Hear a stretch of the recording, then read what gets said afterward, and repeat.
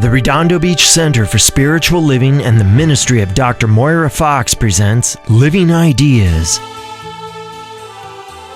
It's great to see you. Today is, believe it or not, we're actually in what we call in Ireland Little Christmas. It's the Feast of the Epiphany. It's the time when we celebrate the 12th day of Christmas. This is the 12th day of Christmas.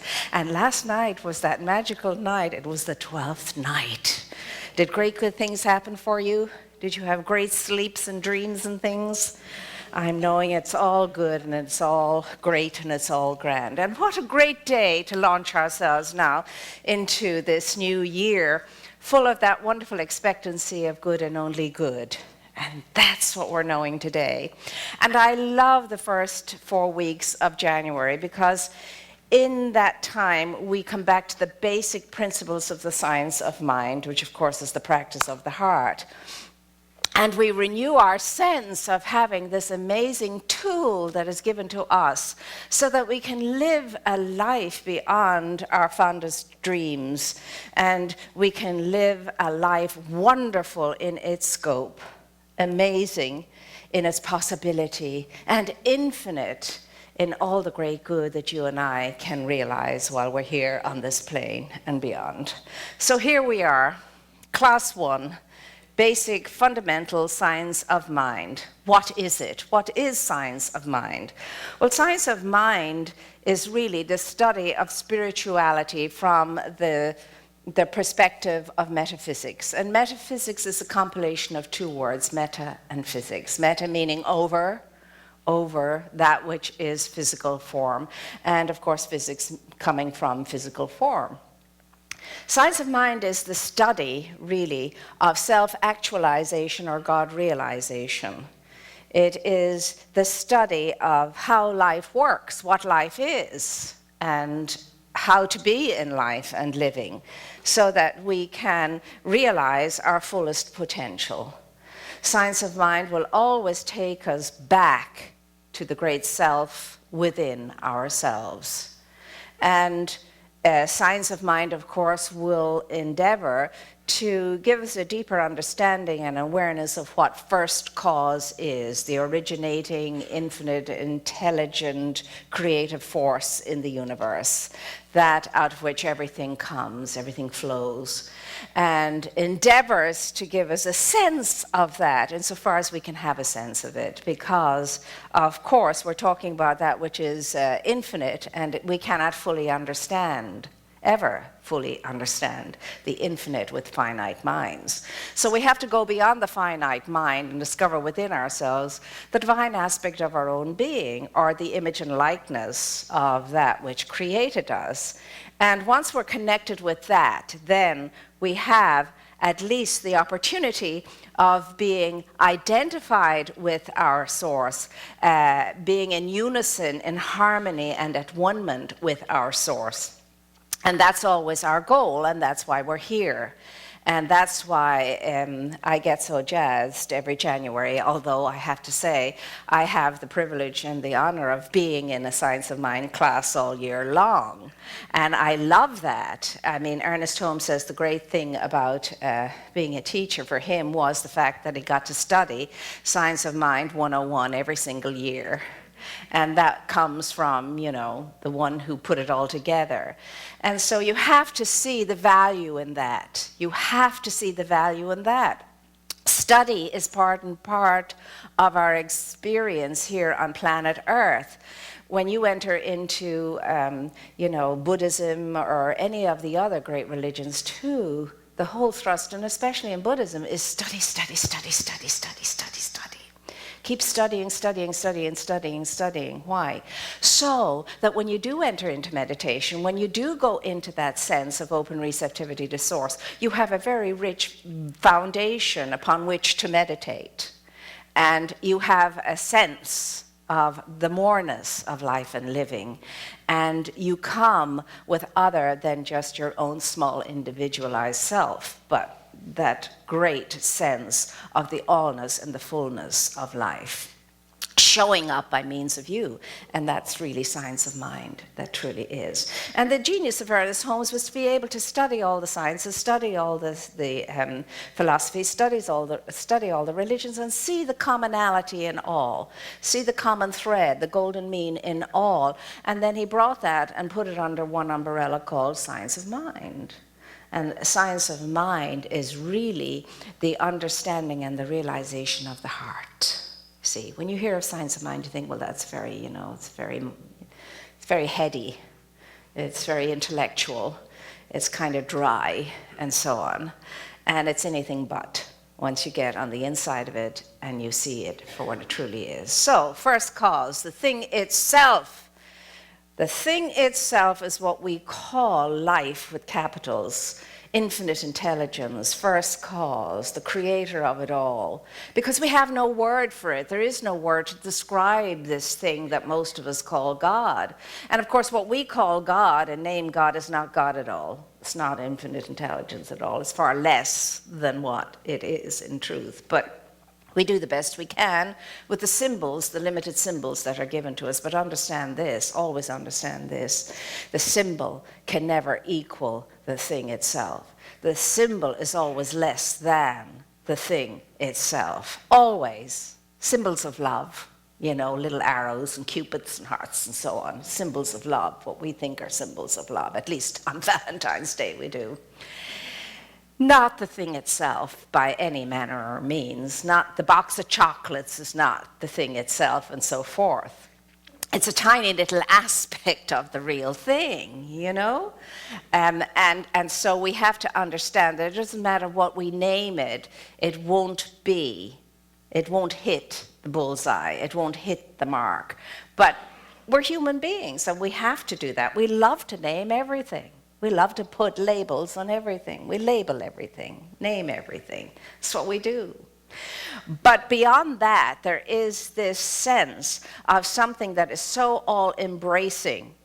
It's so love the omnis, omnipotent, omniscient, omnipresent. In other words, this thing called life, this thing called God, is all-powerful, all-knowing, and everywhere present.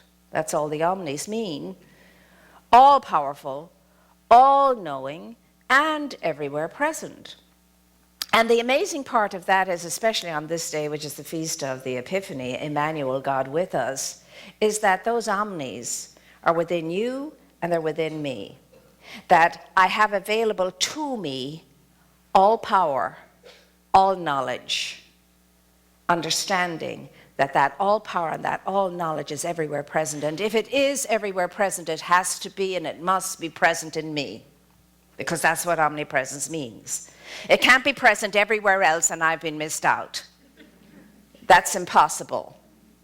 It's present in me as much as it is in the Dalai Lama or anybody else of great spiritual prowess that we can think of, past or present. It's as much in you as it is in anybody else. Now, how available you are to it differs to how available a Dalai Lama might be to it. And remember, the scriptures actually say God awaits your availability. God awaits your availability. Never forcing, never pushing, never shoving, but awaiting your invitation and availability, so that it can be realizing itself consciously in you, because always it is unconsciously within you. So we have these tools of science of mind that are given to us, which is the study, really, of consciousness. It's the study of consciousness. When you study science of mind, you come into a deeper awareness of what consciousness is and how consciousness uses and moves through mind, and how mind, through your thinking, creates your experience, your reality, and consequently, it is most important that you and I be aware of this. That science of mind is the study of consciousness and how it works through mind, and how your thinking, through the way you use your mind, creates your reality. And so it's a good thing for us to get a grip on this so that we begin to use the mind in a way that advances us and uplifts all of life. Advances us as an individual and uplifts all of life. If your living is not uplifting, then your living is not what it could be. And that's why we're in class studying principles of spirituality, regardless of the tradition, regardless of the religion. There are indeed, of course, many religions, and each religion has a gazillion names for this thing called life, this thing called God. Many, many, many names. In the Muslim tradition, you have a great realization and depth of devotion to 99 names for God. Hinduism, far more than that, and so on and so forth. And we have several names, of course, for that which is unnameable.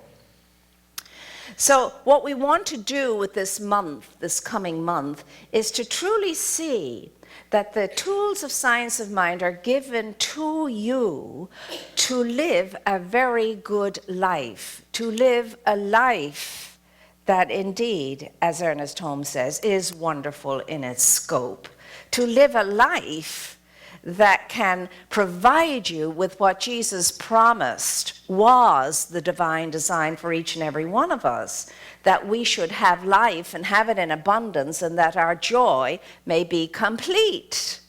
Now that's what the teachings offer us. Now it's up to us to take these and run with them or not, as the case may be.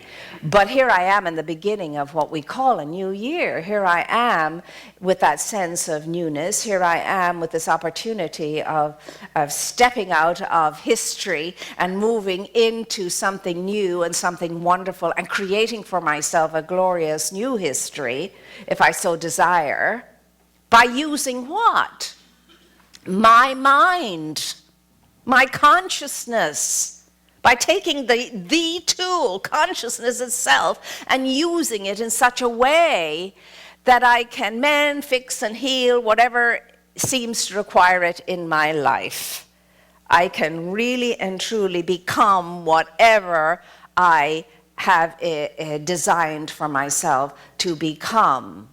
And in that sense of becoming, I realize that there is nothing to become. There's only to allow myself to reveal what I already am, the image and the likeness of my Creator, with all of its omni aspects, so that I can contact the all-power within myself, the all-knowing within myself, because first cause, infinite being, infinite intelligence, as Ernest Holmes keeps pointing out, enters into what it creates, and consequently that divine life is in me, around me, through me, as me, and for me.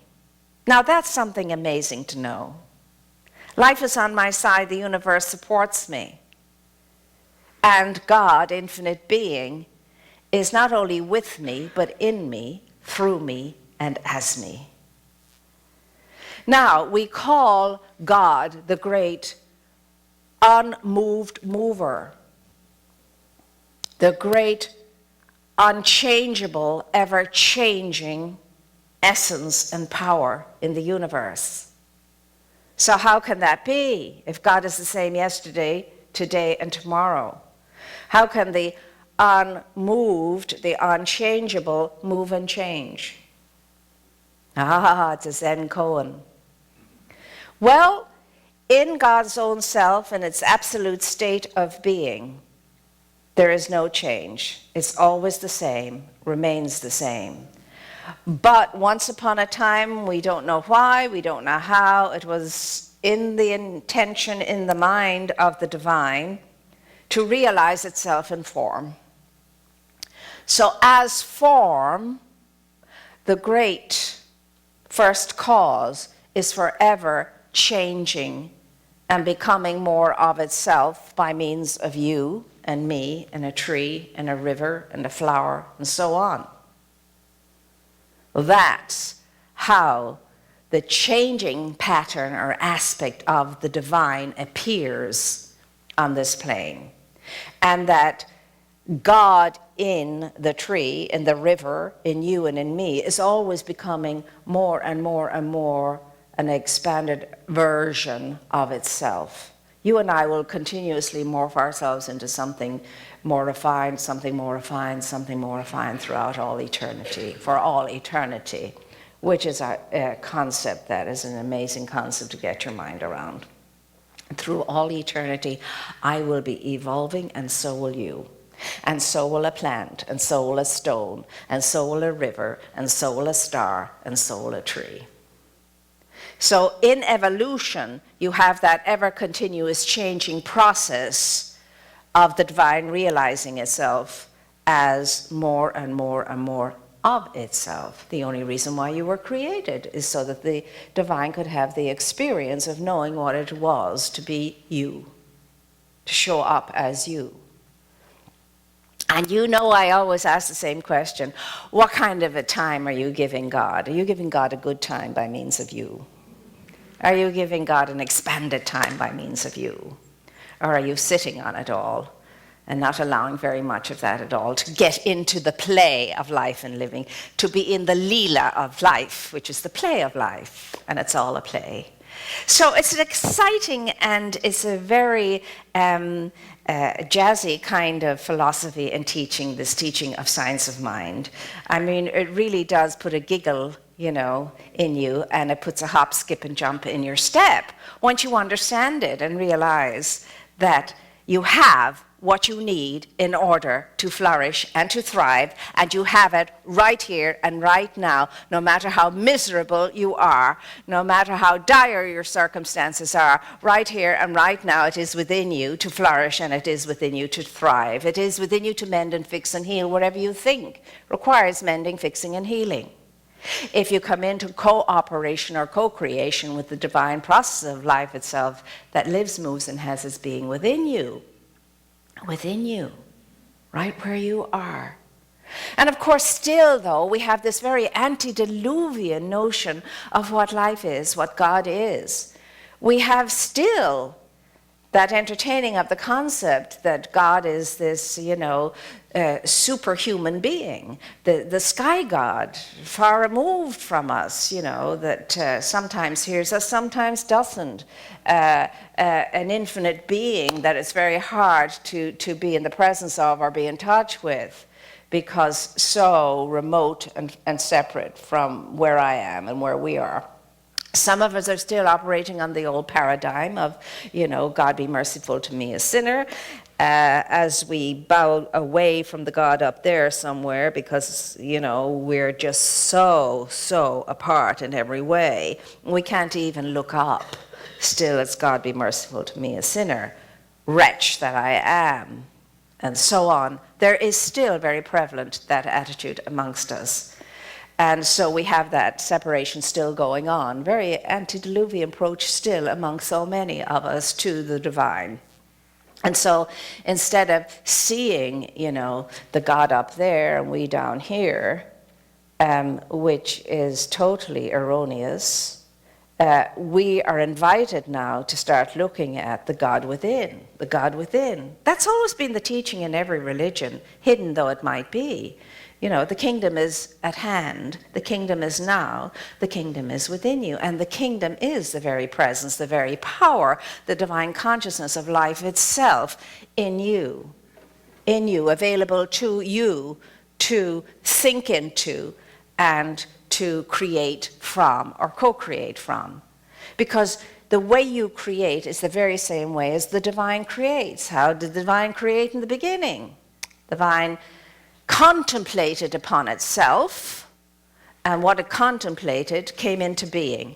You do the very same thing. You contemplate all those negatives in your life, and lo and behold, they show up. Plenty of examples you could give me of that working in your life. But see, if we contemplate the positives too, the affirmatives too, they too would show up in our lives and we would create those. But I guess we're more weighty on the negative side than we are on the positive side, and that's why more of the negatives seem to show up for some of us than the positives do.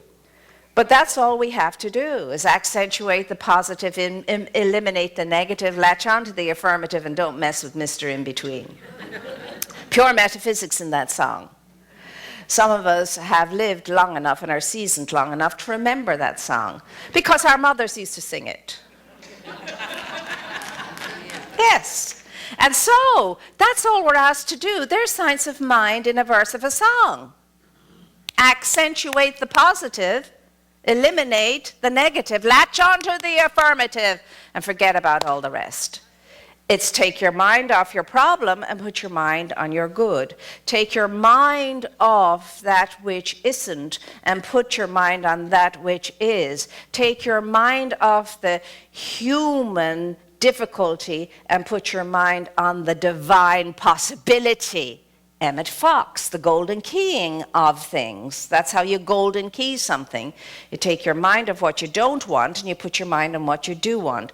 Or you take your mind off that which is dark and put your mind on that which is the light, God.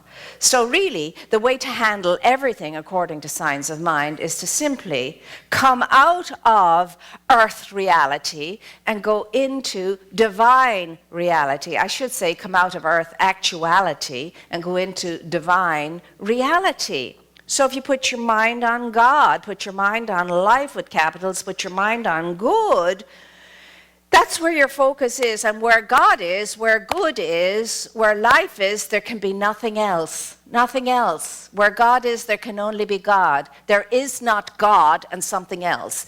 God is all there is only God and nothing else, no thing else. So, while I'm putting my mind on God over here, and I'm staying in that awareness of the wholeness and the fullness and the allness of God, saturating me totally, interpenetrating all that I am, and I become one with that idea, one with that concept, then anything unlike that must leave me, cannot be where the truth is. The lie cannot be where the truth is. The lie must dissipate itself. It must go away. Sounds great. Sounds easy. Oh, heck no. It is not easy. Simple, but not easy. But it's doable. It's doable. You know, hard just means hard. It doesn't mean you can't do it because it's hard. It just means it's hard to do. So do it anyway. And when we do, we find that this thing called the science of mind works. How many times do I say to him, oh my God, this stuff works? If I had $1 for every time I said, oh, this stuff works. And you know, whatever surprises me, it surprises me every single time it works. I say, oh, this stuff works. If I had that $1 for every time I realize that, I feel that, I say that, we could have a world cruise for at least a year. At least a year. All of us. And it does work. I tell you, it does work. I have attested to that in my own life, and if I can do it, anyone can do it. Truly, anyone can do it. One who was so very tight in thinking and so on, you know, one who was wedded and vowed to holy poverty for 7 years, you know, when you can get out of that mentality, you know, anyone can do it. Anyone can do it. So remember, life is simply this. It's a series of sense and sensibilities. It's a series of ideas that roll around in our minds. It's a series of acceptances of erroneous thoughts. And yours now is the opportunity and the chance to eliminate all of that, let go of all of that, and start afresh and start anew and see yourself as a new creation. For every single day, we are born again. So when people say to me, are you born again? I say, absolutely every day. I'm born again. I love the whole idea of being born again. And so here you have the opportunity this January. Are you going to take it? The question is. And I'm knowing we're all going to go for it. So I'm saying to you, stick with the program, get into the study, real in-depth study of science of mind. Even if you're not going to sign up for the classes, for heaven's sake, study the books. It takes a little maybe more to do that on your own. But if you can at all possibly join the classes, because the benefits are really incredibly amazing. And the thing is, God indwells you regardless of whether you think it or feel it or even believe it. Whether you believe it or not or feel it or not, the truth is that you have an infinite intelligence indwelling you, and you can call upon it and you can use it, for there is a power for good in the universe greater than you are, and you can use it. And that's the message of Science of Mind. And I'm knowing that each and every one of us is going to get enthused about using that power and that presence. How? Just shut up your usual self-talk and invite spirit, the knower within you, to know what needs to be known at any given time, and see if the heavens don't open and shower you with blessings that you haven't enough room to cope with, because it's yours for the knowing, it's yours for the allowance, it's yours for the saying yes to. Are we ready to say yes? Yes. And so it is.